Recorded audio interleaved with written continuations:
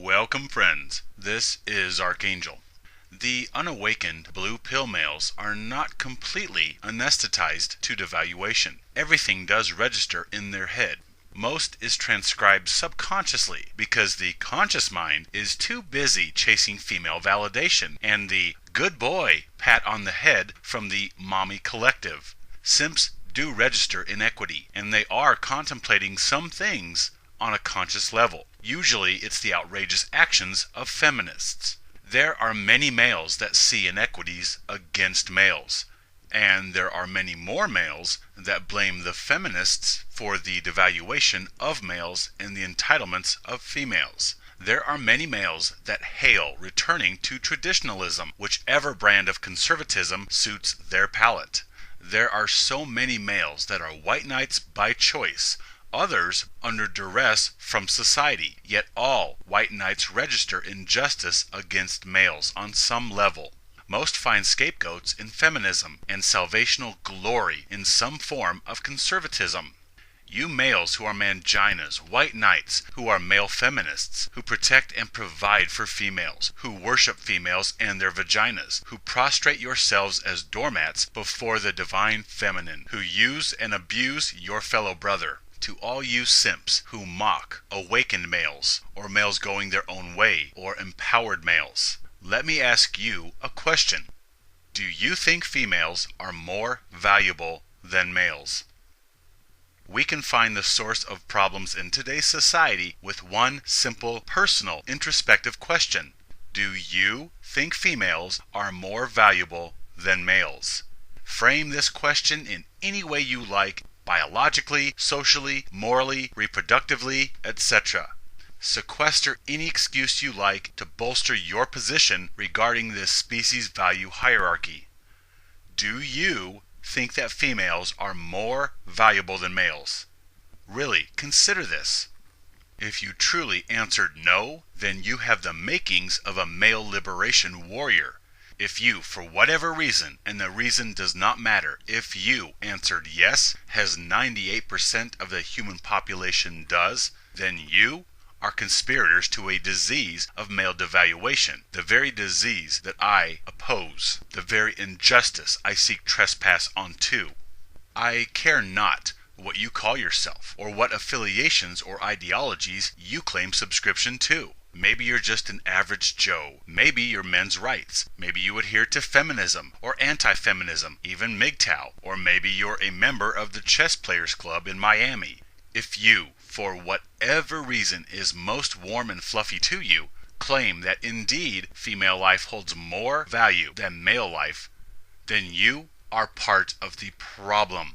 If you answered yes to that question, then it doesn't matter who you are or what you do. The source of prejudice that you see reflected in the feminists you like to blame for everything, this prejudice that you observe in feminists is made possible by the beliefs contained within you. You are the enabler and the disease. You unsuspecting blue pillars, you simps and manginas, you white knights. You need to understand that if you answered yes to that question, you are the problem. You see, if you think that males are worth less, then you are either confused or a bigot, because you must necessarily mix morality and nature to arrive at your answer of male disposability, because that which is valued as less is necessarily expendable in contrast to that which is valued more. I am so sick to the gills of guys bowing before females and hailing them as superior in worth, claiming nature, species propagation, reproduction as justification for male devaluation and disposal. They will cite nature as their reason for claiming that females have superior worth to males.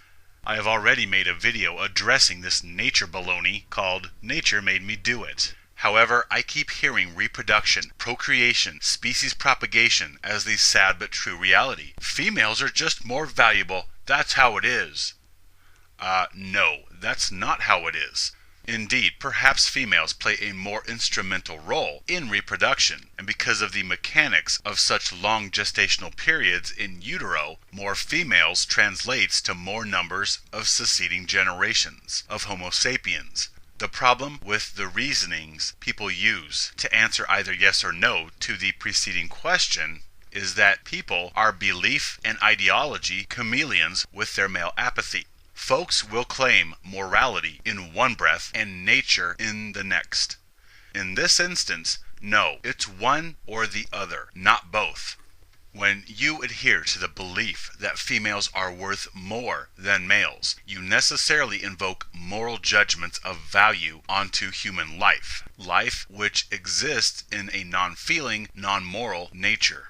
An indifferent nature where perhaps more females are required to churn out larger numbers of succeeding species members. However, placing worth upon both sexes based upon reproductive roles, you force morality, a human concept, onto an impersonal, non-moral paradigm, which is nature. This argument really is simple. People can try to draw out and complicate this issue with abrasive arguments or truculent jargon and bury logic in successive multi-syllable phraseology. But this issue is quite simple. Are you a lizard brain pawn, or are you a frontal lobe pilot? Is it nature or higher consciousness? Is it love or procreation? When you say yes, female life is worth more than male life, what reasoning are you drawing upon? Is it nature, procreation, reproduction? Or do you morally find female life to hold more weight than male life? Nature or higher consciousness ultimately determines your answer to that question. Which is it? It is one or the other from which you draw reasoning for your knee-jerk reaction to the opening question. And I think we know which justification humanity draws upon to excuse male devaluation and expendability. Nature. So if you prefer nature as reason for male devaluation, which you do if you answered yes, then how about you grow some courage and practice what you preach? There is no right or wrong in nature, only that which serves to enable gene replication, and that which detracts from this singular priority. Hence, if males are less required and less valuable in the grand scheme of species procreation, then we need to weed out some of the other non-essentials, such as postmenopausal females, the elderly, the weak, the handicapped, the unattractive or otherwise defective individuals. All are inferior in value to the young, virile, symmetrical egg-producing females. So in the scarcity of provision, we need to take food and resources out of the mouths of these groups and devote them to reproducing females, who are the only consideration when it comes to Homo sapien procreation. Hence, if you ignorant fools stand up and fully embrace the totality of the beliefs to which you adhere, then you really have a lot of useless humanity to weed out. In fact, what are you simps doing having beliefs at all, since beliefs are musings of the higher mind, of sentience, and is a waste of time in terms of nature and species procreation? Your only concern should be instinct adherence. So to males who complain about male devaluation or male usury or inequity, yet still promulgate females as elevated in value, then you really have nothing to complain about. You see, there is no right or wrong in nature, in reproduction. So what are males complaining about at work or in male spaces if they truly believe females to be worth more? It amazes me, in a distasteful sort of way, that males will complain about inequities against males, yet simultaneously believe males to be worth less than females. Really? What are you guys complaining about? You are not mistreated or abused. You are used rightly to protect and provide the value-rich, uterine-equipped citizenry whom you trail behind in worth, according to your own beliefs. Guys, everyone from blue pillars to purple pillars, you have nothing to complain about if you proffer males as worth less, because you are treated with expendability in accordance to that which you trail in value. If we deem yin as more valuable than yang, then when push comes to shove, yang is used for the welfare and protection of yin, because yin is more important. In accordance, misandry, male devaluation, all is as it should be. You are not hurt or mistreated. since mistreatment is a moral judgment, and morality has no place in nature. Nature is only about species procreation, survival. Thus, the way females have developed in order to extract utility from males in our modern societal incarnations is apparently the way nature dictates as appropriate for species continuance. Males serve and die, females are served and live. Females have evolved into pampered, entitled, divorced beneficiaries as a product of evolution, which is singular in its purpose of species continuance, gene replication into the future. So females are as they should be in order to procure provision and protection from males, who of course are worth less. Or so I've been told by everyone and their mother, including men's rights activists, even male liberation warriors and MGTOW. Well, alrighty then, fellas. You are simply being used as is needed, then discarded in order to make way for new shovels to take up the slack and serve females, generation after generation, all towards the ultimate benefit of the more valuable female of the species of Homo sapiens. It's biological imperatives. Remember all that? Nature, everything you used to answer yes to the opening question? Yeah. Males that point out male mistreatment while simultaneously adhering to the nature procreation platform in order to justify prejudicial beliefs of male disposability.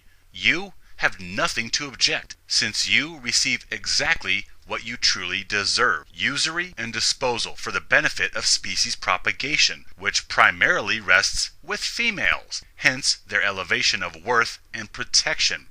So then, what is the purpose of shovels drawing attention to male inequities? Do you simply vent unfair circumstances of nature, or the plight of being a shovel? Are you simply holding a shovel pity party? I mean, you concede your belief that females are indeed more valuable because they are the priority when it comes to species propagation, or procreation and reproduction. So act in accordance to your beliefs, and man up, quit bitching, and go out and protect the more valuable members of your species, to which you concede your inferior value.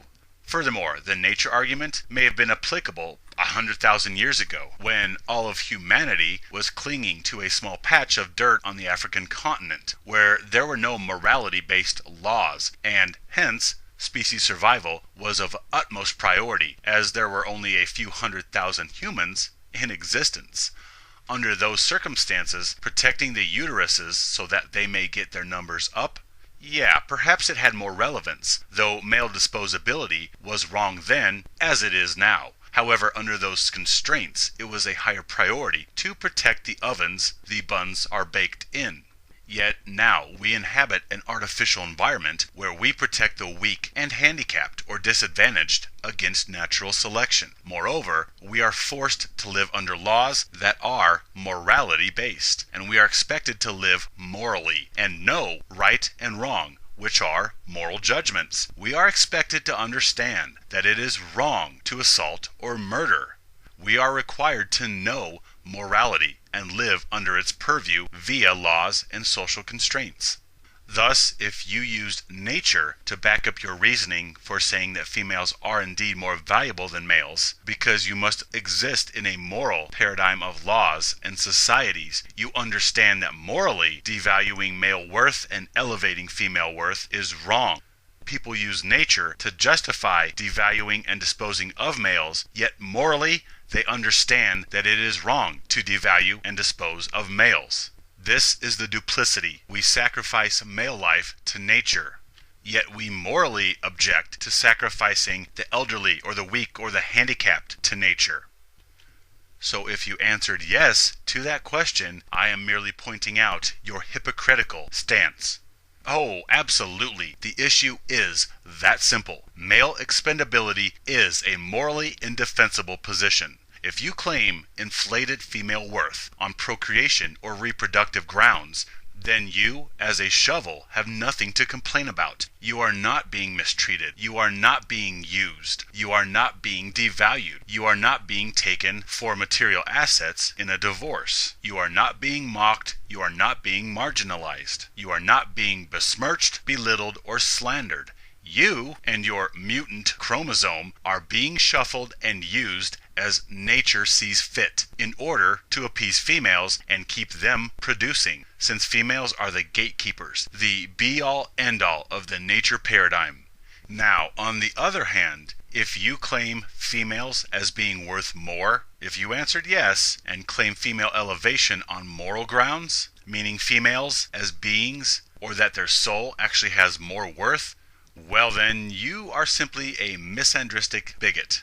Either way, answering yes to that question, you are part of the abuse hurled at males. You are part of the problem. Now, if you truly believe male worth to be equal, on par with that of females, then you are the solution. Really, think about it. You must delve deep into yourself to find out where you really stand on this. Your beliefs will reveal whether you are disease or cure. Furthermore, look at the population. Do you really think reproduction of humanity is in jeopardy? We are a species populating out of control, 7 billion and growing. The species propagation is really not under any duress, so the nature argument really is not justified in our current world. And the scary thing is, it is the ignorant bigots that are populating out of control. The more intelligent members of society, those with higher IQs, are reproducing less, if at all. Many of the smartest people are not reproducing in today's world. Yeah, that's a little scary. Oh, this whole issue really is that simple. When it comes to male devaluation, which sponsors male disposability, you either confirm or rebuke male usury. And really, under the nature paradigm, you should be bowing to females, and thus females should be making the rules. Matriarchy should reign supreme, since we are all about females birthing more females. This is our ultimate goal, females having more females. Thus, our species can continue as long as there are a couple males. Everything else is female-oriented. Is female life worth more than male life? Your answer will tell you your priorities. I care not what reasoning you use to answer that question. If you answer yes, then shut the hell up and service society. If you answered no, then welcome, brother. Let's free more enslaved brethren. My friends, stand with me, live free.